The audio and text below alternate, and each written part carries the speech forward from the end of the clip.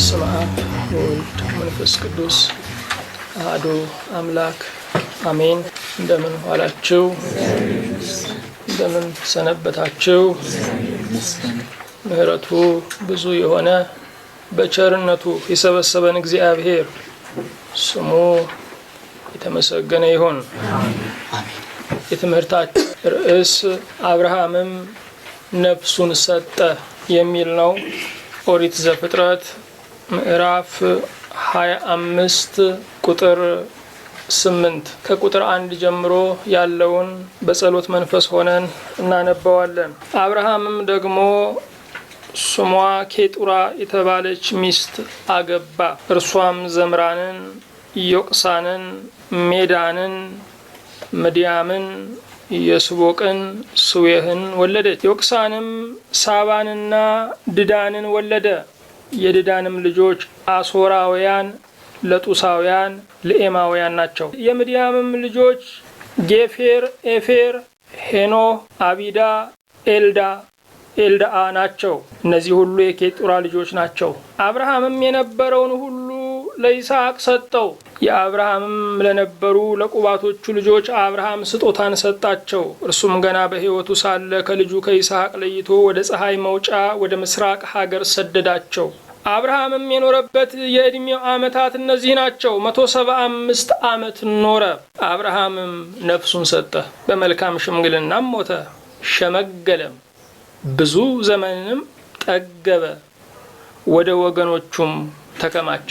ልጆቹ ይስሐቅና እስማኤል በመምሬ ፊት ለፊት ባለው በኬጢያዊ በሰዓር ልጅ በኤፍሮን እርሻ ላይ ባለ ድርብ ክፍል በሆነው ዋሻ ውስጥ ቀበሩት። አብርሃም ከኬጢ ልጆች የገዛው እርሻ ይህ ነው። አብርሃምና ሚስቱ ሳሪያ ከዚያ ተቀበሩ። አብርሃምም ከሞተ በኋላ እግዚአብሔር ልጁን ይስሐቅን ባረከው። ይስሐቅም ብኤል ረሃይሮኢ ተብሎ በሚጠራው ምንጭ አጠገብ ኖረ። ሁሉን የያዝ ሁሉን የምትገዛ የጌታችን የመድኃኒታችን የኢየሱስ ክርስቶስ አባት እግዚአብሔር ሆይ እናመሰግንሃለን። አንተ ብቻ ቅዱስ ነህ። አንተ ብቻ ገናና ነህ። አንተ ብቻ የቃል ኪዳን አምላክ ነህ።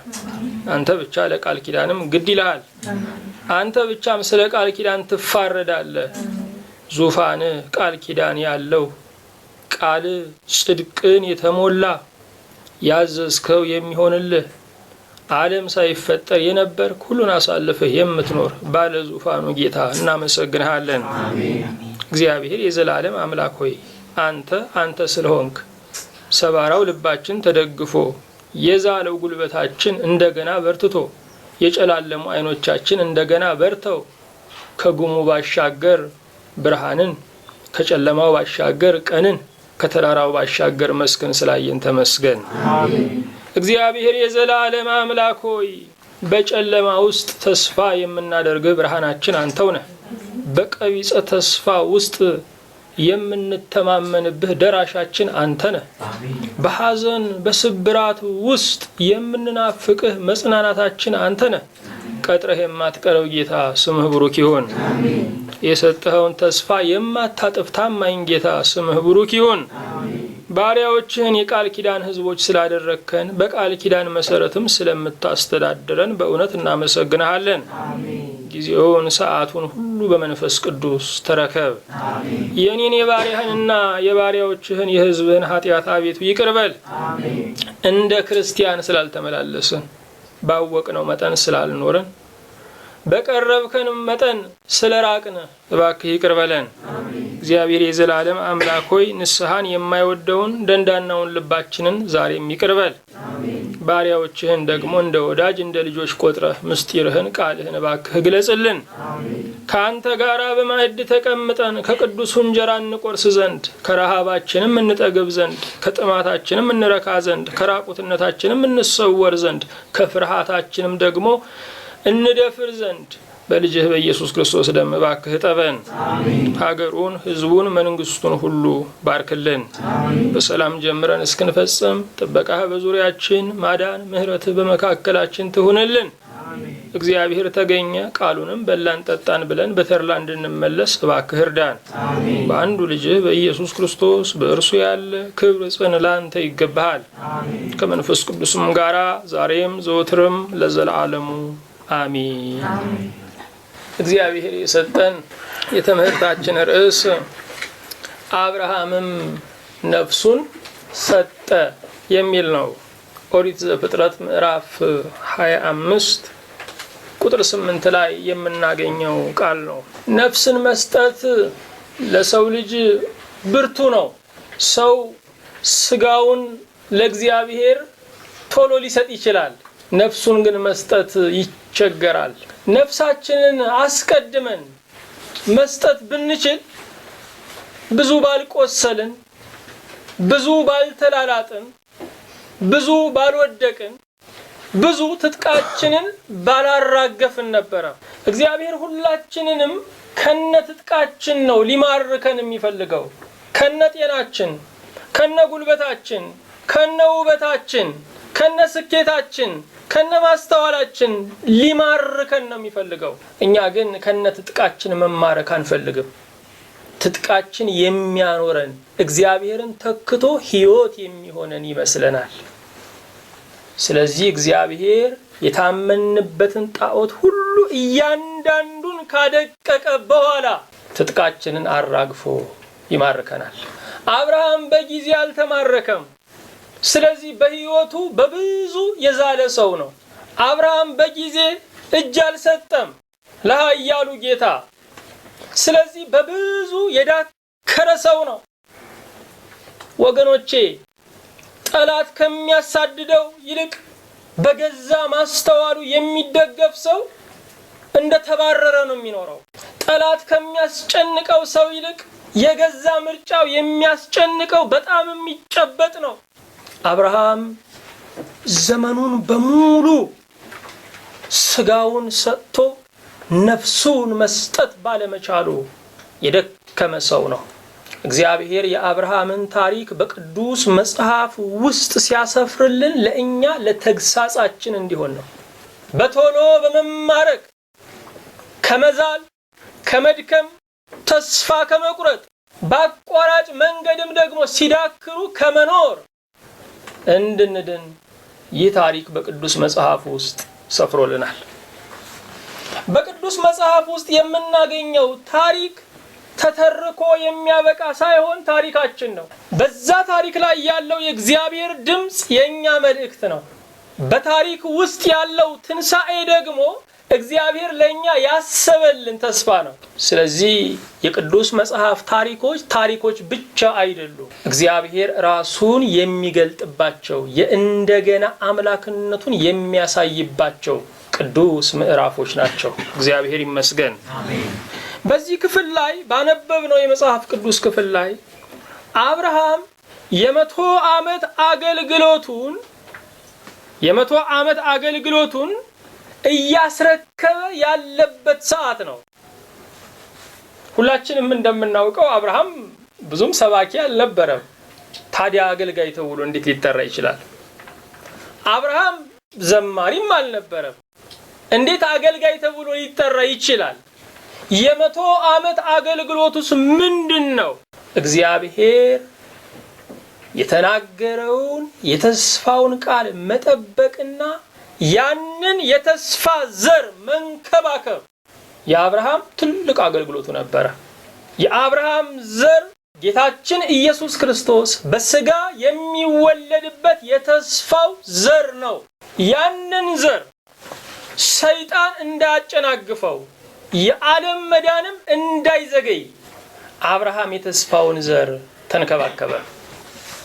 ስለዚህ አብርሃም ለይስሐቅ የነበረው እንክብካቤ አባት ለልጁ የሚያደርገው እንክብካቤ ብቻ ሳይሆን የእግዚአብሔርን የተስፋ ቃል ወይም የተስፋውን ዘር የሚንከባከብበት አገልግሎትም ነው። ልጅ ያሳደገ ይመስለዋል፣ ግን እያገለገለ ነው። ሴቶች እህቶቻችን ቤተ ክርስቲያንን መምራት አልተፈቀደላቸውም። በሰብዕናቸው ስለሚያንሱ አይደለም።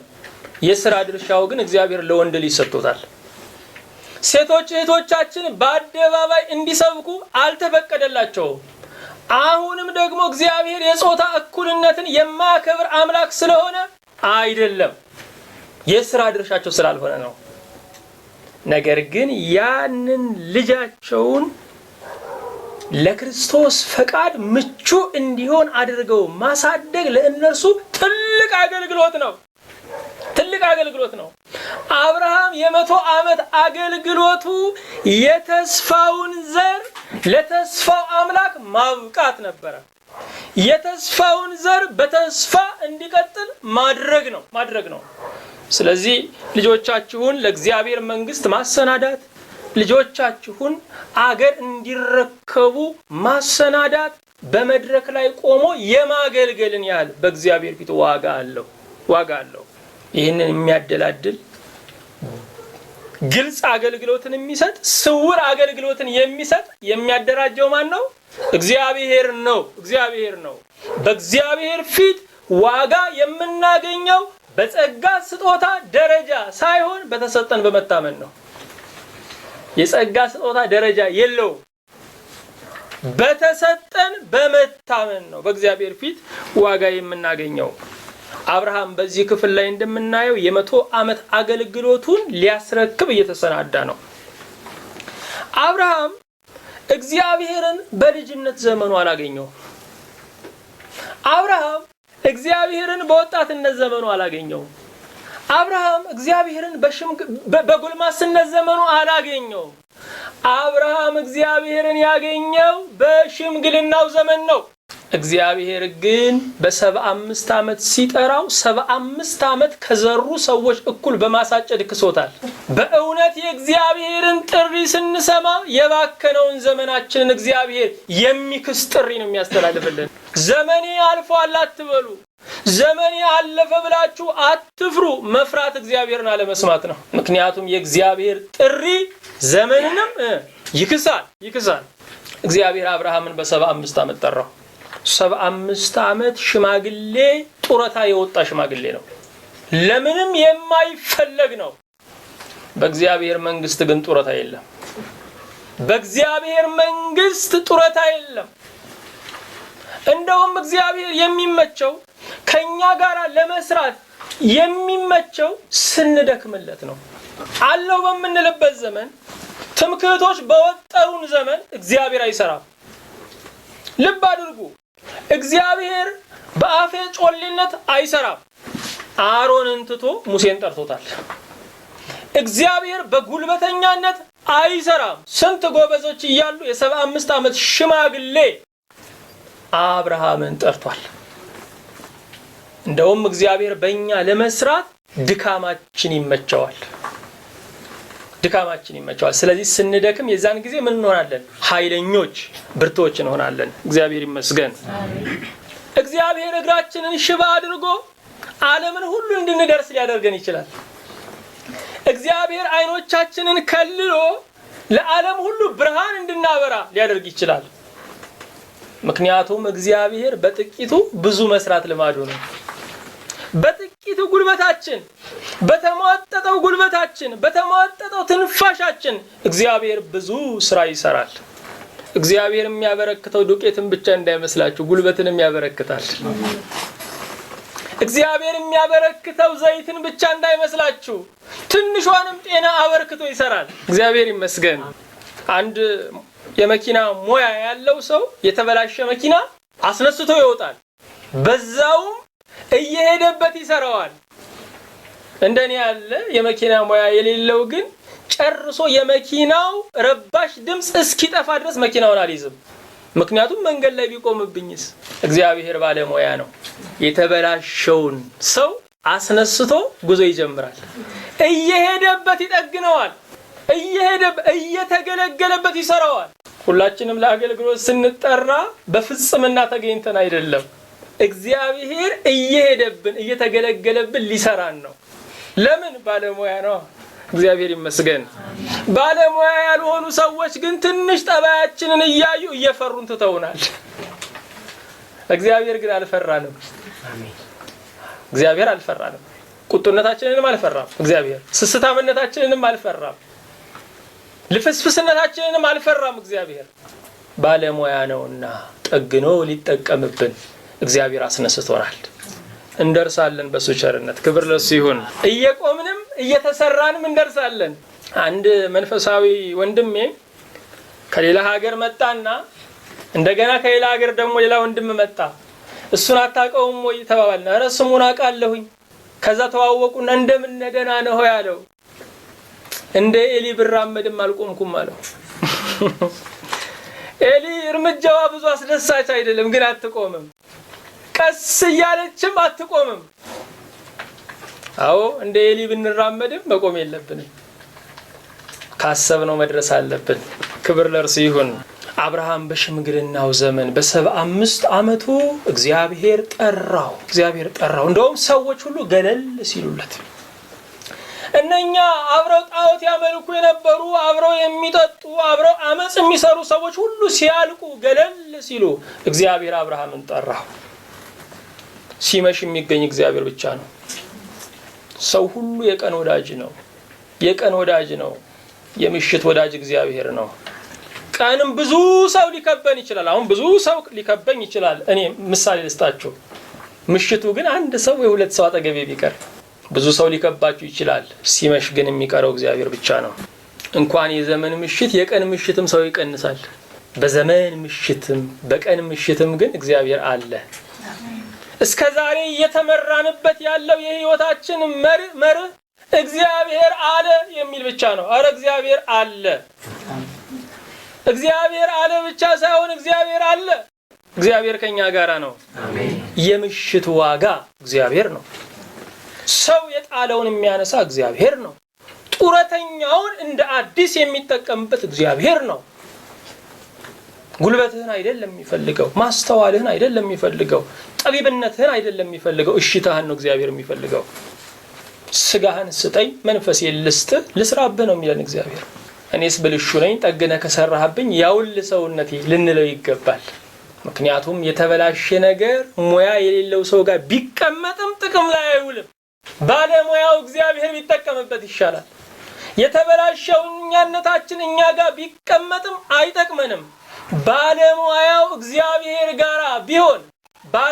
እግዚአብሔር ጋራ ቢቀመጥ ይሻላል። እሱ ጠግኖ ይጠቀምብናል። ክብር ለእርሱ ይሁን። አብርሃምን እንግዲህ አሁንም ስናየው ከጣዖት አምልኮ ቤት የተጠራ ሰው ነው። 75 ዓመት በሙሉ በጣዖት አምልኮ የኖረ ሰው ነው። በኢያሱ 24 ቁጥር 2 ላይ እንደምናነበው አብርሃም በጣዖት አምልኮ ቤት የኖረ ሰው ነው። ስለዚህ የአብርሃም የኋላ ታሪኩን ስናየው ጤናማ አይደለም። ረጅም ታሪኩን ስናየው ብልሹ ነው። እግዚአብሔር ግን ትላንትን አያይም። እግዚአብሔር ዛሬን ነው የሚያየው። እግዚአብሔር የዛሬ አምላክ ነው። ሁላችንም ብንሆን ለዛሬ ዋጋ አንሰጥም። ለትላንት ትዝታ፣ ለነገ ፍርሃት ነው የምንኖረው። ዛሬን አስበናት አናቅም። ዛሬን የሚያስብልን እግዚአብሔር ብቻ ነው። ስለዚህም እግዚአብሔር ከትላንት ማንነታችን ጋራ ጉዳይ የለውም። ከትላንት ታሪካችን ጋራ ጉዳይ የለውም። እግዚአብሔር በታሪካችን አይታሰርም። ታሪካችን እንቅፋት አይሆንበትም። የእግዚአብሔር እንቅፋቱ እምቢታችን ብቻ ነው። የእግዚአብሔር እንቅፋቱ ምንድነው? እምቢታችን ብቻ ነው። እግዚአብሔር በታሪክ የማይታሰር አምላክ ነው።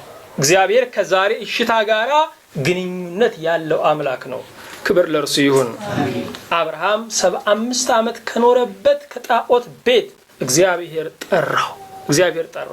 ሲጠራው ደግሞ ያለፈውን ታሪኩን አልነገረው። ያለፈውን ታሪኩን ጠርቶ አልወቀሰው። እግዚአብሔር ጠራው፣ ሰው ሊያደርገው ጠራው። እግዚአብሔር ጠራው፣ የራሱ ሰው ሊያደርገው ጠራው። እግዚአብሔር ይመስገን። ሰዎች የጎደለንን ሊነግሩን ይችላሉ፣ ሊያሟሉን ግን አይችሉም። እግዚአብሔር የጎደለንን ይነግረናል፣ እግዚአብሔር ያሟላናል። ክብር ለእርሱ ይሁን። ሰዎች ስብራታችንን ሊነግሩን ይችላሉ። እንደውም ልኩን ነገርኩት ስንል ደስ ይለናል። እግዚአብሔር ግን ልክ አይነግርም፣ ልክ ያደርጋል። እግዚአብሔር ይመስገን። እግዚአብሔር እንደዚህ አይደለም። በቃ ልክ የሚያደርግ አምላክ ነው። ግን ከዛ በፊት ልጄ ሆይ ይሄን ጉድለት በህይወት አያለሁኝ እንዳነሳው ፈቃደኛ ነህ? እኔ በዘመናት የታወቅኩ ሐኪም ነኝ። ያለ ቀዶ ጥገና ማውጣት እችላለሁኝ፣ እባክህ ፍቀድልኝ ይለናል። ታዲያ እኛ ምን ጠይቀው ጥያቄ አለ? እግዚአብሔር ሆይ እሺ ማውጣቱን አውጣ፣ ግን ታሳመመኛለህ እንለዋለን። አዎ አሳምመሃለሁ፣ ግን አልጎዳህም ይለናል። አዎ ያ የኖረው ማንነታችን ሲላቀቅ ችግር አለ፣ ህመም አለ። ያመናል ግን አይጎዳንም፣ ያመናል ግን አይገለንም። ክብር ለእርሱ ይሁን። አብርሃም የተጠራበት ድምፁ ከባድ ድምፅ ነው። አብርሃም የተጠራበት ድምፁ ከባድ ድምፅ ነው። በእውነት መጽሐፍ ቅዱስን እንደገና አሁንም ስመረምር እንደገና መጽሐፍ ቅዱስን ስመለከት የመጽሐፍ ቅዱስ ቃሎች ሲነገሩ ጣፋጭ ናቸው፣ ሲኖሩ ግን ይከብዳሉ። በጣም ይከብዳሉ ወገኖቼ፣ በጣም ይከብዳሉ። እኛ ብዙ ጥቅሶችን እናጠናለን፣ እጅግ መልካም ነገር ነው። ጥቅሶቹ ሲያጠኑን ግን ብላሽ ነን። ጥቅሶቹን ስናጠናቸው ድንቅ ናቸው፣ ጥቅሶቹ ሲያጠኑን ደግሞ ፍርዝራሾች ነን። እግዚአብሔር አብርሃምን ሲጠራው ምን አለው? ከሀገር ከወገን ከዘመድ ተለይተ እኔ ወደማሳይ ምድር ውጣ። አትጠይቀኝ እኮ ነው መድረሻህን እንኳን። በ75 ዓመት ነው ወገኖቼ፣ ልብ አድርጉ። በ75 ዓመት ነው። ሰው እድሜው ከሸመገለ በኋላ ሰው እድሜው ከገፋ በኋላ ከኖረበት አካባቢ ጋራ ከኖረበት ማህበረሰብ ጋራ ቁርኝት አለው።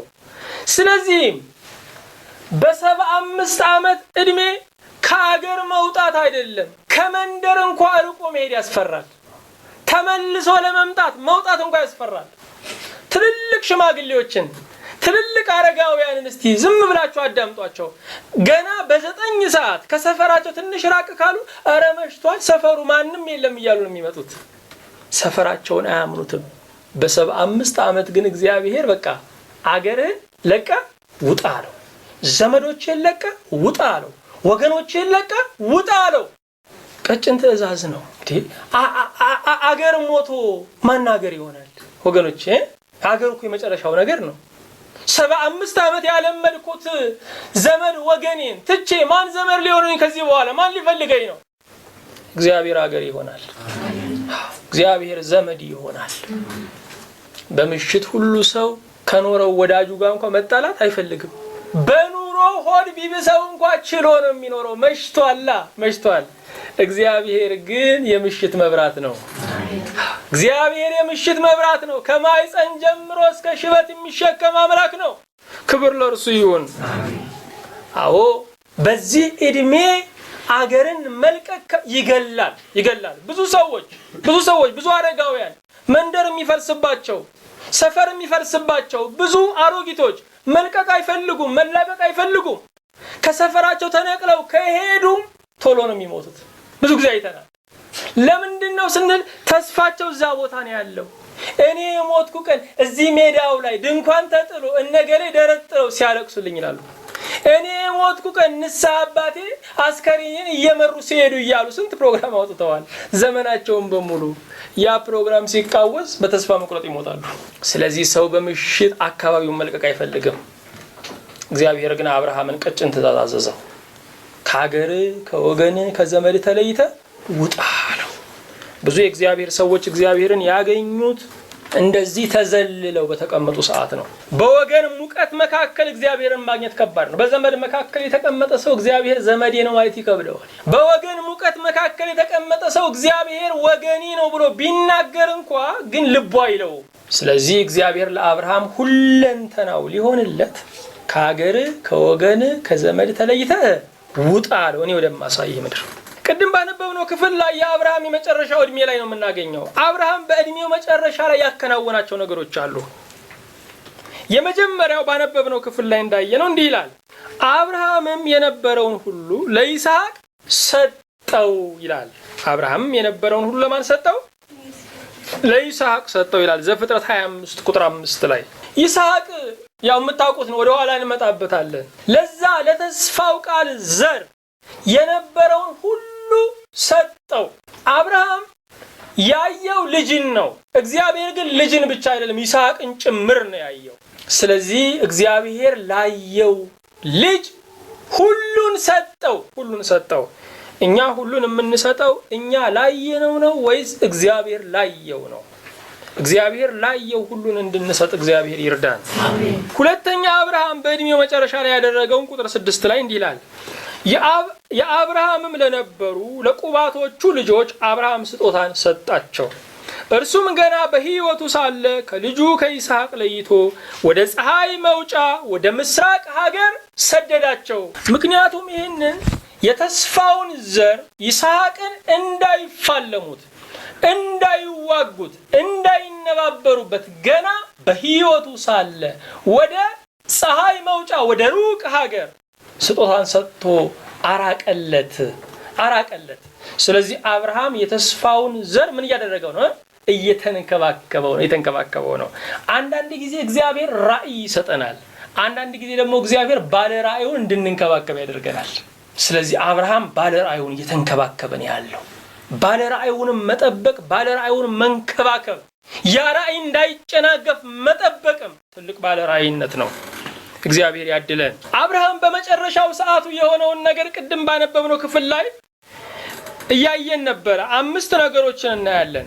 የመጀመሪያው አብርሃምም ነፍሱን ሰጠ ይላል። አብርሃም አሁን ስጋው ደክሟል። አብርሃም ይችን ምድር ሊሰናበት ጥቂት ቀርቶታል። አብርሃም በጉልበቱ የማይኮራ ነው። አብርሃም በጥበቡ የማይኮራ ነው። አብርሃም በንግግሩ የማይኮራ ነው። አብርሃም በውበቱ የማይኮራ ነው። አብርሃም በቁመናው የማይኮራ ነው። ሽምግልናው ውበት ጠውልጓል። ቁመት ደግሞ ዝቅ ብሏል። መሰበር መጥቷል። ስለዚህ አብርሃም ስጋው እንደሆነ ባክኗል። አሁን ነፍሱን ለማን ሰጠ? ለእግዚአብሔር ሰጠ። አብርሃም ሁለተኛ ያደረገው ነገር ምንድነው ስንል በአብርሃም ሕይወት ላይ በመልካም ሽምግልና ሞተ ነው የሚለው። በሽምግልና ብቻ አይደለም የሞተው፣ በመልካም ሽምግልና ነው የሞተው። የአብርሃምን ሽምግልናውን ያለመለመለት ማን ነው ስንል እግዚአብሔር ነው። እግዚአብሔር ሽምግልናን በዘይት ያለመልማል ተብሎ ተጽፏል። ሽምግልና የመቆዘም፣ የመተከዝ፣ የመፍራት፣ የመጨነቅ፣ የመደንገጥ፣ የመበሳጨት፣ የመቆጣት እንዳይሆን እግዚአብሔር ሽምግልናን በዘይት ያለመልማል። ከእግዚአብሔር ጋር ያሉ ሽማግሌዎች የማይጠገቡ ሽማግሌዎች፣ በረከት ያለባቸው ሽማግሌዎች ናቸው። ከእግዚአብሔር ጋር ያሉ ሽማግሌዎች ጥበብንና ዕውቀትን የተሞሉ ሽማግሌዎች ናቸው። አመስጋኞች ናቸው። መርቀው የሚሰዱ ናቸው። ለትውልድ የሚሰጡት ያላቸው እቅፍ ስጦታን የያዙ ናቸው። አብርሃም በመልካም ሽምግልና ሞተ። መልካም ሽምግልና የሌላቸው ብዙዎችን እናያለን። በረከት የሌላቸውን ሽማግሌዎችን ብዙዎችን እናያለን። በስተርጅና መጠጣት የጀመሩ፣ በስተርጅና እንደ ወጣት መሆን የጀመሩ፣ በስተርጅና የሚያመነዝሩ ሽማግሌዎችን እናያለን። በስተርጅና የዱርዬ ቃላት የሚናገሩ ሽማግሌዎችን እናያለን። በስተርጅና የሚገላገሉ ሽማግሌዎችን እናያለን። በስተርጅና ወጣት ማግባት የሚያምራቸውን ሽማግሌዎች እናያለን። በእግዚአብሔር ፊት ግን ሞገስ ያለው ሽምግልና የጽድቅ አክሊልን የደፋ ሽምግልና ነው። እግዚአብሔር አይንሳን። ከኖርን በመልካም መኖር ነው ጥሩ። አለበዚያ በመልካም ከማይኖር ሰው በመልካም የተሰበሰበ ሰው ይሻላል። በመልካም ከማይኖር ሰው በመልካም ያለፈ ሰው ዋጋ አለው። ኖረን ምድሪቱን እንዳናጎሳቁል። እንደዚህ እኮ ነው የሚለው አይደል? ምድሪቱን ታጎሳቁላለች ነው የተባለው። ታጎሳቁላለች። ጎስቋላ ሰው ብቻውን ተጎሳቁሎ ቢቀር ምንም አልነበረም። ሰው ግን ተጽዕኖ አምጪ ነው። ሲጎሳቆል ያጎሳቁላል፣ ሲለመልም ያለመልማል። በመልካም ሽምግልና ሞተ። ይህን መልካም ሽምግልና በእውነት ዛሬ እየተራብን ያለ ነው ወገኖቼ። ስለጠፉ ወጣቶች ብቻ አይደለም እኮ ስለጠፉ ሽማግሌዎችን መናገር አለብን።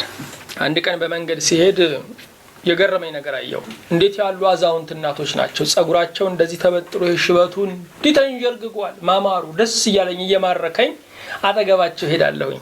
ትልቅ ወፈር ያሉ ሽበታቸው እንደ ሙሉ የሆነ እናት ናቸውና መንገድ ላይ ከአንድ እንደዛ ካሉ እናት ጋር ተገናኙና እንደዚህ ተጨባበጡና እጃቸውን እንደዚህ ዘገኑና እንደዚህ ወጣቶቿ በተከሻ እንዲህ ተመታቱና በእኛም እኮ ኪያምሳ አለ እንደምን ዋልሽ ተባባሉ። ቆም ያየዋቸውና በእነሱ አልደነገጥኩኝም። እነሱ እንደዚህ ሆኑ፣ ልጆቻቸው ምን ይሆኑ ብዬ ፈራሁኝ። አዎ ወገኖች፣ በረከት የሌለው ሽምግልና አለ። እንደዚሁ የሚባክን ሽምግልና አለ፣ የማይጠራ ሽምግልና አለ። አብርሃም በመልካም ሽምግልና ሞተ። ሸመገለም ይላል ቀጥሎ። ሸመገለም። ይሄ ሽምግልና ምንድነው? ዘመን ማስቆጠር አይደለም፣ ጥበብን መሞላት፣ ማስተዋልን መሞላት። ኪሳራዬ ምንድነው? ትርፌ ምንድነው ብሎ ትርፍና ኪሳራን ማመዛዘን መቻል ነው። ሸመገለ አብርሃም። ሸመገለ። ብዙዎች አልሸመገሉ፣ ብዙ ሽማግሌዎች አልሸመገሉ። ጥፋታቸውን ስትነግሯቸው ይጣላሉ። ትክክል ነኝ ነው የሚሉት። ሁልጊዜ ተሳስቼ አላውቅም ነበር ነው የሚሉት። አላስተዋሉም። ካለፈው መማር አልቻሉም። ሽምግልናቸው እንኳን ንስሐ ሊገቡበት ልባቸውን እያደነደኑበት እያጠነከሩበት ወደ እግዚአብሔር ቅረቡ በተባሉ ቁጥር በእልህ የሚርቁበት ሆኗል። አብርሃም ግን ሸመገለ፣ አስተዋለ። ቀጥሎ ምን ይላል? ብዙ ዘመንም ጠገበ። ብዙ ዘመንም ጠገበ። የጠገበ ሰው አንድ ላጉርስ በቃኝ ነው የሚለው፣ ምንም አልጨምርም ነው የሚለው። አብርሃም እድሜን ጠገበና አንድ ቀን እባክህ ልጨምርልህ ቢባል ጠግቤያለሁ በቃኝ ነው የሚለው። እግዚአብሔር እድሜንም ያጠግባል። እንጀራም ብቻ እንዳይመስላችሁ፣ እግዚአብሔር እድሜን ያጠግባል። 100 ስንት ዓመት ነው? 128 ዓመት ኖሩ ተብሎ በቴሌቪዥን የታዩት ሰውዬ በእግዚአብሔር ስጦታ 128 ዓመት ነው የኖሩት። የሰው ስጦታ ሲመጣ ወዲያው ሞቱ። ወርም አልቆዩ። ከዚህ በኋላ ምንድነው የሚፈልጉት አለ ጋዜጠኛው። እንደምገምተው 128 ዓመት እንዲጨመርልኝ ነው እንዲሉት ነው፣ ዜና እንዲሆን ነው። እሳቸው ለዜና የሚሆን ነገር አልተናገሩም። በሰላም መሰብሰብ ነው አሉ። በሰላም መሰብሰብ ነው። እግዚአብሔር እድሜን ያጠግባል፣ እድሜን ያጠግባል። ቀጥሎ ማለት ወደ ወገኖችም ተከማቸ፣ ወደ ወገኖችም ተከማቸ። አብርሃም የቆሙ ወገኖች አሉት። ግን የአብርሃም ወገኖቹ ቋሚዎች ብቻ አይደሉም፣ የሞቱ ወገኖችም አሉት። በሕያዋንና በሙታን መካከል የምንኖር ነን። ሁለት ገመድ በግራና በቀኝ የሚጎትተን ነን። የሕያዋን ገመድ እዚህ ጋር፣ የሙታን ገመድ እዚህ ጋር። ከቆሙት ጋራ ወዳጅ ነን፣ ከሞቱትም ጋራ ወዳጅ ነን። እንደሚኖር እንኖራለን፣ እንደሚሄድ መዘጋጀት አለብን። አብርሃም ከወገኖቹ ጋራ ምን አለ? ተከማቸ፣ ተከማቸ። ብዙ ወገኖች አሉን ወገኖቼ፣ ያለፉ ብዙ ወገኖች አሉ። የሰው ሁሉ መንገድ ነው። መንገደኛ ፊትና ኋላ ነው፣ መቀዳደም ነው። እነሱ ሄደዋል፣ እኛ እንከተላለን። ባለ አንድ መንገድ የምንለው አለ አይደለ? ባለ አንድ መንገድ መመለሻ የሌለው ባለ አንድ መንገድ። እግዚአብሔር በቃ ባለ አንድ መንገድ አውጥቷል፣ የሞት መንገድን። በቃ እስካሁን የመጣ የለም። ሁላችን ወደዛ ነው የምንሄደው። መንገዱ ባለ አንድ መንገድ ነው። አንድ መንገድ ነው መንገዱ። ሁላችን ወደዚያ እንሄዳለን። ወገኖቻችን አሉ እዚያ፣ ከኛ ይልቅ የተማሩ፣ ከኛ ይልቅ ጥበበኞች የነበሩ፣ ከኛ ይልቅ እቅድ የነበራቸው ብዙ ወገኖቻችን በመቃብር ውስጥ አሉ። እኛ ሁላችን ወደዚያ እንሄዳለን። መንገደኞች ነን። ይህንን ዓለም እያቋረጥ ነው፣ አንኖርበትም። የኖረ የለማ። ዓለም መኖሪያ አይሆንም። በአባቴ ቤት ብዙ መኖሪያ አለን ያለው እንጂ በዚህ ዓለም መኖሪያ አለ አላለም። በዚህ ዓለም መቆያ ነው ያለ። መኖሪያችን ግን ቤት ነው፣ በሰማይ ነው፣ በሰማይ ነው። እግዚአብሔር ያግዘን። አብርሃም ሞተ። በዚህ ጊዜ ልጁ ይስሐቅና ልጁ እስማኤል ተባብረው ምን አደረጉት? ቀበሩት፣ ቀበሩት። የሚደንቅ ነው። ይስሐቅና እስማኤል በቁማቸው የሚዋደዱ አይደሉም። ለክፉ የሚፈላለጉ ናቸው። በአባታቸው ቀብር ግን ተስማሙ። ከጥንት ጀምሮ ነው ሬሳ ሰውን የሚያፋቅረው። ዛሬም እንደዚሁ ነው። በቁማችን አንስማማም፣ በቁማችን አንዋደድም። በሞት እንፋቀራለን፣ ሬሳ ላይ እንፋቀራለን። ሲባሉ የኖሩ ቤተሰቦች ሁሉ የሞት ቀን ደረታቸውን ጥለው ፎጣቸውን ጥለው እስቲ በዚህ ጋር ሁኝለት፣ እስቲ ምቹ ደረትሽን እያሉ ይመታሉ። ለሱ ያልሆነ ዓለም ከንቱ ነው፣ ከንቱ ነው ይላሉ እስከ ሰልስቱ። ከሰልስት በኋላ በድንኳኑ ብዙ በሮች፣ በር ከሌለም ከስር እየገለጡ ሁሉም ጠበቃ እያያዘ ያማክራል። የእስማኤልና የይስሐቅ ፍቅር በአብርሃም ቀብር፣ በቀብር ከመፋቀር በቁም ለመፋቀር እግዚአብሔር ያድለን። የቀብር ፍቅር መጽሐፍ አያስፈልገውም። እግዚአብሔር መጽሐፍ የጻፈልን መጽሐፍ ቅዱስን የሰጠን ለቁም ፍቅር ነው። አብርሃምም ከሞተ በኋላ እግዚአብሔር ማንን ባረከው? ይስሐቅን ባረከው። ባረከው። ልብ አድርጉ። ይስሐቅ ብቸኛ ነው፣ ግን የተስፋው ቃል ዘር ነው። እናት የለውም ይስሐቅ፣ አባት የለውም ይስሐቅ። እግዚአብሔር ግን ባረከው። እግዚአብሔር ሲባርክ አባት ባይኖረን አባትነት ይሰማናል። አባት እንዳለን ይሰማናል። እግዚአብሔር ሲባርከን እናት ባይኖረን እናት እንዳለን ይሰማናል። እግዚአብሔር ሲባርከን ነፍሳችን በሰላም ምንጭ አጠገብ ታርፋለች። እግዚአብሔር ሲባርከን የጎደለንን ሳይሆን ያለንን መቁጠር እንጀምራለን። በእውነት እግዚአብሔር ይባርከን። አሜን። ይባርከን ወገኖቼ። እግዚአብሔር ከባረከን እኮ በቃ አረፍን እኮ። ጠብ የለ፣ ክርክር የለ። ለጭንቀታችን ለውከታችን ሰበብ መፍጠር ሰው መክሰስ የለም። እርፍ ነው የምንለው። እግዚአብሔር ይባርከን። አሜን። የአባት አንጀት የሚደንቅ ነው። ያውም የአብርሃም አንጀት። አብርሃም የሚጨነቅለት ልጁ ይስሐቅ የስንት ዓመት ሰው ይመስላችኋል? 75 ዓመት ሽማግሌ ነው። አብርሃም ግን እስከዚህ ዘመኑ ድረስ ለማን ይጨነቃል? ለይስሐቅ ይጨነቃል። ጠላቶች እንዳይሆኑበት ሌሎች ተወላጆችን ገለል ያደርግለታል። እንዳይቸግረው ያለውን ሁሉ ያወርሰዋል። በቁሙ ሁሉን ነገር ያስተካክልለታል። የትውልድ ጠብ እንዳይከሰት በቁሙ ሁሉን ያደራጃል። ራስ ወዳድ እንደሆኑ አባቶች ፍርድ ቤት ይለያችሁ ብሎ አልሞተም። አብርሃም አልሞተም። አባትነት እንዴት ከባድ ነው ወገኖቼ። በ75 ዓመትም ያሳስባል። በ75 ዓመትም ያስባል። አንድ ክፍለ ሀገር ሄደን ስንመለስ አየር ለመቀበል ከመኪና ወረድን። ታዲያ መኪናው ሲንቀሳቀስ አንድ እናት ተነሱና ልጄን አሉ። እኔም ሕፃን ልጅ መስሎኝ በጣም ደንግጬ ተነሳሁኝ። ከመኪና ወርጄ ባይ ልጄ የለም። ከዛ ይጮሃሉ። ሰጥቼው መኪናው ቆመ። ከዛ አንድ ሰው ግን ወፍራም ሰው ነው፣ ቢያንስ እድሜው 50 ዓመት የሚጠጋው ነው፣ ወፍራም ነው፣ ዘንገት እያለ ይመጣል። ከዛ ሲመጣ ልጄና ግባ አሉት። እሱ ነው ልጅ፣ ለሳቸው ልጅ ነው። እናት እስክትሞት አንቀልባ አታወርድ የሚባለው ለዚህ ነው። ሁሌም ሽሩሩ ነው፣ ሁሌም ልጅ ነው፣ ሁሌም አላዋቂ ነው። ይስሐቅ ለአብርሃም እንደዚህ ነበረ። ይህም የእግዚአብሔር ጸጋ ነው። አሁንም ይስሐቅ ለአብርሃም ማን ነው? እስቲ ማን ነው? ይስሐቅ ለአብርሃም ማን ነው? ለዘመናት የጠበቀው ነው። የ10 ዓመት ናፍቆት እንዳይመስላችሁ፣ የ20 ዓመት ናፍቆት እንዳይመስላችሁ። እኛ የ10 ቀን ትዕግስት እንኳን የለንም። የ100 ዓመት ናፍቆት ነው። 100 ዓመት እግዚአብሔርን ደጅ ጠንቶ ያገኘው ነው። በ75 ዓመቱ አብርሃም በቃ ሳራ በሰላም እኔና አንቺ ያለንን እየበላን እየጠጣን እንኖራለን። ልጅ ባይኖር እኔ ወንድ ልጅ ነኝ፣ አንቺ በቃ ለኔ ሴት ልጅ። ተስማምቷቸው መሃንነታቸውን ተቀብለው ለመሞት ሲሰናዱ እግዚአብሔር የተኛውን ልብ ቀሰቀሰ። ልጅ እሰጣለሁ አለ እግዚአብሔር። አብርሃም እስከ 100 ዓመት ድረስ ኃይሉ ደክሞ መቋሚያ እስኪይዝ ድረስ የጠበቀው ልጁ ነው። ስለዚህ ይስሐቅ ለሱ ውድ ነገር ነው። ይሄ ብቻ አይደለም። ይስሐቅ በናፍቆት ዝሎ የወደቀበት ነው። በዘፍጥረት 16 ላይ እንደምታነቡት እግዚአብሔር የልጅ ሐሳብ ቀሰቀሰበትና ልጅ ናፈቀ። በቃ ልጅ አይደለም የሚፈለገው፣ በቃ እግዚአብሔር ከሳራስ ባይሰጠኝ ምን ችግር አለው በቃ ብሎ ከአጋር ወለደ። ልጅ ተገኘ። የአብርሃም ልብ ግን ልጅ አልባ ነበር። እግዚአብሔር ካላለን ቦታ ያንኑ የሚመስል ነገር ማግኘት ይቻላል፣ ግን እርካታ የለው። እግዚአብሔር የሰጠን ግን በራሱ ምን አለው? ረፍት አለው። የእግዚአብሔርን ስጦታ ልዩ የሚያደርገው ይሄ ነው። ያንን የሚመስል ማግኘት ይቻላል። እስማኤል እኮ ልጅ ነው፣ በትክክል ሕይወት ያለው ልጅ ነው።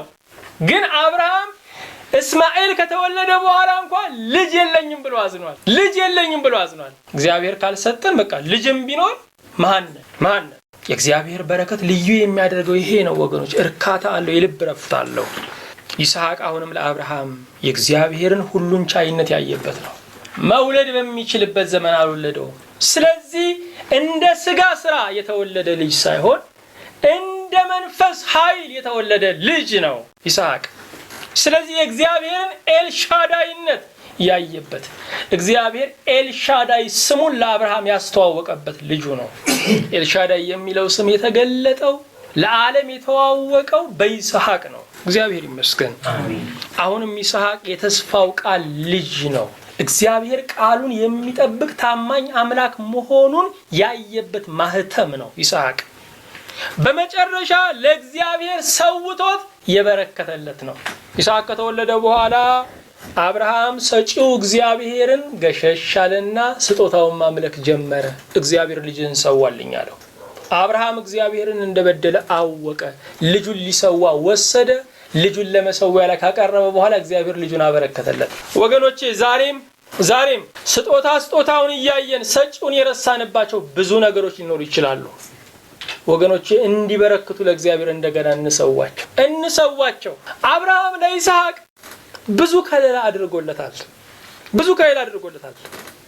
የመጀመሪያው ለእግዚአብሔር ሙሉ በሙሉ ሰጠው።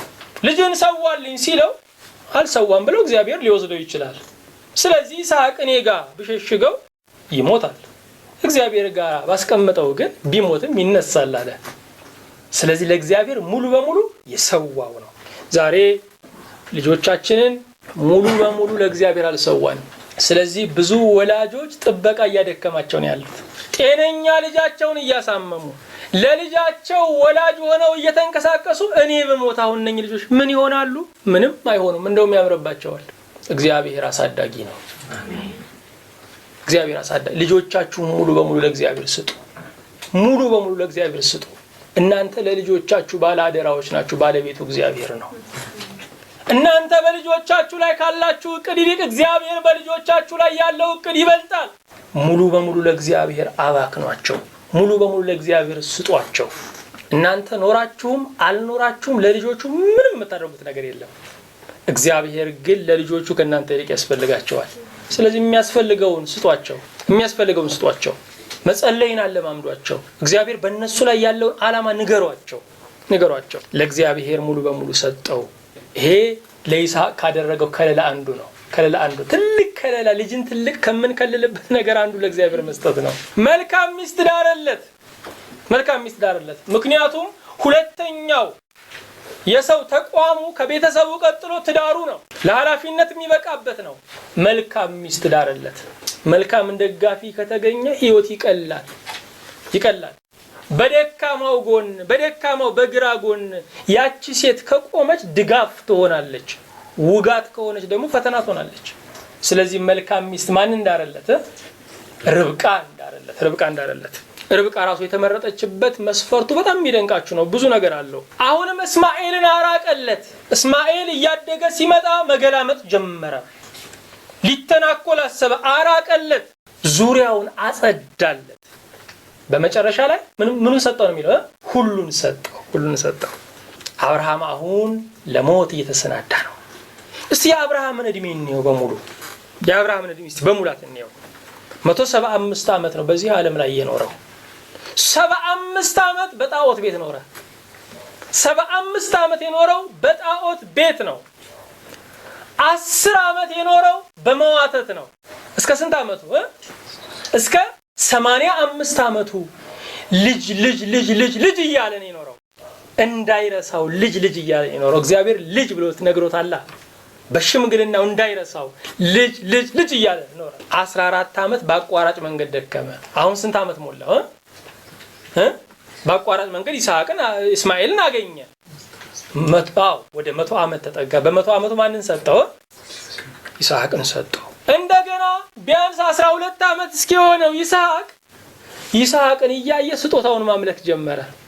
12 ዓመት ስጦታውን በማምለክ ኖረ። ቀሪ እድሜውን ግን ትርፍና ኪሳራውን በመመዘን አሳለፈ። በመጨረሻም ከልጆቹ ጦርነትን በማጥፋት በህይወት ሳለ ንብረቱን አካፈለ። ተራርቀው እንዲኖሩ አደረገ። በጣም የሚደንቃችሁ ነው። ለአብርሃም አሁን የሚታሰብለት እድሜ ላይ ነው ያለው። አብርሃም ግን ለልጆቹ እጅግ ያስባል። መንፈሳዊ ሰው እንዲታሰብለት አይፈልግም፣ ያስባል። መንፈሳዊ ሰው እንዲፈለግ አይደለም ይፈልጋል። መንፈሳዊ ሰው እንዲደረግለት ያደርጋል። ስለዚህ አብርሃም እስከ እድሜው መጨረሻ ድረስ በአባት ወግ እንኳን መጦርን አልፈለገም። በልጆቹ መካከል ዘላቂ ሰላም እንዲኖር ያደራጅ ነበር። በቁሙ ያበላሸውን ነገር ያስተካክል ነበር። በቁሙ ያበላሸው ነገር ምንድነው? ከቁባቶች መውለድ ነው። ስለዚህም እሱ የሞተ ግን ልጆቹ እንዳይባሉ በቁሙ አስተካከለ። በቁማችን ማስተካከል እንዴት መልካም ነው! በቁማችን ንስሐ መግባት እንዴት መልካም ነው! በቁማችን ያጠፋነውን መካስ እንዴት መልካም ነው! በቁማችን ያበላሸነውን ያዝረከረክነውን ማስተካከል እንዴት መልካም ነው! አብርሃም ዙሪያውን አጸዳ። አብርሃምም ነፍሱን ሰጥ። እግዚአብሔር ይመስገን። ለዘመናት ልማዱን ያመለከ ሰው ነው። በጣዖት አምልኮ የኖረ ሰው ነው። ከ75 ዓመት በኋላ ሃይማኖት ይቀየራል እንዴ? ግን እውነት ከ75 ዓመት በኋላም ሊገኝ ይችላል። ብዙ ዓመት ከኛ ጋር ያስቆጠረው ነገር እውነት ላይሆን ይችላል። ያላወቅነው ሐሰት አይደለም። አብርሃም ለእግዚአብሔር ታዘዘ። ሙሉ በሙሉ መታዘዝ እየጎደለው ያነከሰ ሰው ነው። ከሀገር ከዘመድ ከወገን ተለይተ ውጣ ተብሎ ነበረ። ማንን ይዞ ወጣ? ሎጥን ይዞ ወጣ። ስለዚህ ማንከስ ጀመረ፣ ሰላም አጣ፣ ንብረቱን ተካፈለ። ሙሉ በሙሉ ለእግዚአብሔር አልታዘዘም። በከፊል ነበር ለእግዚአብሔር ይታዘዝ የነበረው። ራሱን የሚወድ ነበር አብርሃም። ሚስቱን ስንት ጊዜ ነው ካዳት? 2 ጊዜ ነው ካዳት። እህቴ ነች። እኔ እንደው ይቅርታ አድርጉልኝ፣ እንደው የአብርሃምና የሳራ ያርግላችሁ እየተባሉ እየተመረቁ ይሆን እንደዚህ ባለ ትዳሮቹ የሚናጡት? ምርቃቱ ይሆን? አዎ የአብርሃምና የሳራ ትዳር በእግዚአብሔር ቸርነት የቆመ እንጂ እነሱ ሳፍርሰው ጨርሰውታል። ስለዚህ የአብርሃምና የሳራ ትዳርን በደንብ እያየን ያለ ነው። በደንብ እያየን ራስ ወዳድነት የሰፈነበትን ትዳርስ የአዳምና ሔዋን ነው። ከገነት አስወጥታው ከአምላኩ ለይታው ምን ነሽ አላት? ሕይወቴ ነሽ አላት እኮ። የሚደንቅ ነው። ሞቴ ነሽ ቢላት ልክ አልነበረም እንዴ? ልክ እኮ ነው። የሚገጥም ነው። ግን የሆነችውን ሳይሆን የምትሆነውን አየ። ተስፋ አልቆረጠባትም። በከሰረው ነገር አልጠላትም። በፍጹም ይቅርታ ተቀበላት። እንዲህ ያለ አላችሁ ወገኖቼ፣ እንዲህ ያለ ትዳር ነው የያዛችሁት። ለትዳራችሁ ታማኝ ስትሆኑ የትዳር ጓደኛችሁን ቃል ኪዳን ለሚጠበቃችሁት የእግዚአብሔርን ቃል ኪዳን ነው። የትዳር የበላይ ጠባቂው እግዚአብሔር ነው። ወይ ቀድሞውኑ አለመግባት ነው። ከገባን በኋላ ግን እግዚአብሔርን እያየን መኖር ነው ያለብን። ወንዱ ሁሉ ይነሳል። መጽሐፍ ቅዱስ የሚለው ምንድን ነው? ሚስት ለባሏ ትገዛ ነው የሚለው ይላል። ሴቷም ደግሞ ትነሳለች። መጽሐፍ ቅዱስ የሚለው ምንድን ነው? ባል ሚስቱን እንደምን ይውደድ፣ እንደ ነፍሱ ይውደድ ነው የሚለው ትላለች። በቃ አንቺም የራስሽን ጥቅስ አንብቢ፣ እሱም የራሱን ጥቅስ ያንብብ። አንተም እንደ ነፍስ የራስን ጥቅስ አንብብ። እሷም ደግሞ ለክርስቶስ እንደምትገዛ ለባሏ ትገዛ፣ የራሷን ጥቅስ ታንብብ። ጥቅስ አትለዋወጡ፣ የራሳችንን ጥቅስ እናንብብ። ትዳሩ ይፈወስ ወገኖቼ። አገር ይዳን ባካችሁ። ትዳሩ ይፈወስ። ቤተክርስቲያን ትዳን። ይኸው እናስተምራለን ብዙ ጊዜ አይመለስም። በጣም አስቸጋሪውን ትውልዱ አንዱ የትዳር ችግር ነው። ትዳር ላይ ተቃንቶ ቢመጣ ስናስተምረው እንኳን ትንሽ ቶሎ አያስቸግርም ነበረ። አሁን እንደ አብርሃምና እንደ ሳራ የሚናጥ ትዳር ነው የምናየው። ስለዚህ ነፍሱን አልሰጠም ነበር። ትዳሩን ብዙ ጊዜ የበደለ ሰው ነው። በትዳሩ ላይ ያመነዘረ ሰው ነው። አጋርን ተጠቅሞ ይጣሏት እኮ ወገኖቼ። በመጨረሻ ሰጪውን የረሳ ሰው ነበር። አብርሃም ግን አሁን ነፍሱን ሰጠ። እቺ ነፍስ ኃያል ነገር ነች። በውስጧ ዕውቀት አለ፣ ስሜት አለ፣ ፈቃድ አለ። ዕውቀት የሚባል ግንዛቤ አለ። ስሜት የሚባል ተለዋዋጭ፣ ደስተኛነት፣ ሀዘንተኛነት፣ መከፋት፣ መጽናናት፣ ተለዋዋጭ ነገር አለ። ፈቃድ የሚባል ውሳኔ ደግሞ አለ። የሰው ኃይሉ ያለው ነፍሱ ውስጥ ነው። ስጋውማ ነፍሱ ስትለየው በድን ነው። የሰው እውነቱ ነፍሱ ውስጥ ነው ያለው። ብዙ ሰው ለእግዚአብሔር ስጋውን ነው የሚሰጠው። ስጋን መስጠት ቀላል ነው። እጅ መንሳት ቀላል ነው። ወደ ቤተ ክርስቲያን መሄድ ቀላል ነው። ወደ ጉባኤ መምጣት ቀላል ነው። ገንዘብ መስጠትም ቀላል ነው። እንደውም ስጋን ከመስጠት በላይ ይቀላል። ምክንያቱም የገንዘብ ማረፊያው ከስጋችን በላይ ባለው ኪሳችን ላይ ነው። ቀላል ነው። ቤተ ክርስቲያን ማነጽ ቀላል ነው። ግን የጠንቋይን ፍቅር መካድ ከባድ ሊሆን ይችላል። ቤተ ክርስቲያን ማነጽ ቀላል ሊሆን ይችላል። ዝሙትን መተው ግን ከባድ ሊሆን ይችላል። ብዙዎቻችን ለእግዚአብሔር ስጋችንን የሰጠነው እንመላለሳለን፣ እንመጣለን። ቅዱስ ፍርሃት እንኳን የለንም በእግዚአብሔር ቤት ውስጥ። እግዚአብሔር እንደሚናገረን እንኳን አስበን ፍርሃት አይሰማንም። እግዚአብሔር ተናገረኝ ብለን እንኳን ለምስጋና አንቆምም። ገና ነፍሳችንን አልሰጠንም። ምኞታችን ይታገለናል፣ ስሜታችን ይታገለናል። እንደውም ይሄ እግዚአብሔር የሚባለውን ካገኛችሁት የምንል ይመስላል በውስጣችን። በቃ እኔም አለው እሱም ይኖር ጥምር መንግስት እናቋቁም የምንል ነው ይመስለው። አይሆንም። እግዚአብሔርና እኛ ያለንበት ጥምር መንግስት አይሆንም። ሁለት ፓርቲ የነገሰበት ሀገር ይበጠበጣል። ስለዚህ አንዱ በግድ ማሸነፍ አለበት። እግዚአብሔር በእኛ ውስጥ ይንገስ። አሜን። እኛ ስሜታችን፣ ዕውቀታችን፣ ማስተዋላችን፣ ነገራችን ሁሉ ጸጥ ይበል። እግዚአብሔር በእኛ ውስጥ በስልጣን ይናገር። አሜን።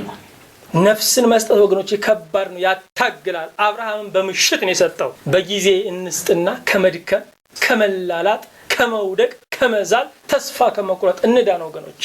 ስጋችንን ሰጥተናል፣ ተንበርክከናል። በእውነት ተደፍተን እየጸለይን ነው። ቤተክርስቲያን እየተመላለስን ነው። እጅ እየነሳን ነው። ለእግዚአብሔር ስራ ገንዘባችንን እየሰጠን ነው። አሁን ደግሞ ነፍሳችንን እንስጠው፣ ልባችንን እንስጠው፣ ውሳኔያችንን እንስጠው። አብርሃም ነፍሱን ሰጠ፣ በመልካም ሽምግልና አለፈ። ፍጻሜያችን ያማረ እንዲሆን፣ ሽምግልናችን የለመለመ እንዲሆን ነፍሳችንን ለእግዚአብሔር እንስጥ። ክብር ለእርሱ ይሁን። የግድ ቀን ነፍስን መስጠት በእግዚአብሔር ፊት ዋጋ አይሆንም። በእግዚአብሔር ፊት ዋጋ ያለው ነፍሳችንን ልናዝባት ስንችል እኔ አልችልበትም ጌታዬ ሆይ የህይወቴ ካፒቴን አንተ ሁን ብለን ራሳችን አሳልፈን ስንሰጥ ነው። ስለዚህ ወገኖች እያወቅን እየነቃን እያለን የህይወታችንን መሪ ለታላቁ ካፒቴን ሰማይ ወደብ ለሚያደርሰው ለፍጻሜ አምላክ አሳልፈን እንስጥ። ነፍሳችንን በመስጠት እንድናርፍ እግዚአብሔር ይርዳን፣ በጸጋው ያግዘን። ቃሉ ከኃይል ጋር መጥቷል። ጌታ ሆይ እኔ አቅቶኛል ነፍሴን መስጠት። ብዙ ዘመን ሐሳቤ ይሞግተኛል፣ ሐሳቤ ያሸንፈኛል። ለስሜቴ እንጂ ለእውነት የምታዘዝ ሰው አይደለሁኝም። አንተ ትናገረኛለህ፣ ቃል በውስጤ አለ። አዎ አውቃለሁ ጌታ ሆይ፣ ግን የመታዘዝ ፍላጎቱ እንጂ ጉልበቱ የለኝም። ፍላጎቴን አግዘው፣ አለማመኔን እርዳው ብለን ልንለምን ይገባናል። ይህን ሊያደርግ እግዚአብሔር ታማኝ ነው። ክብር ለእርሱ ይሁን። እግዚአብሔር ይባርካቸው።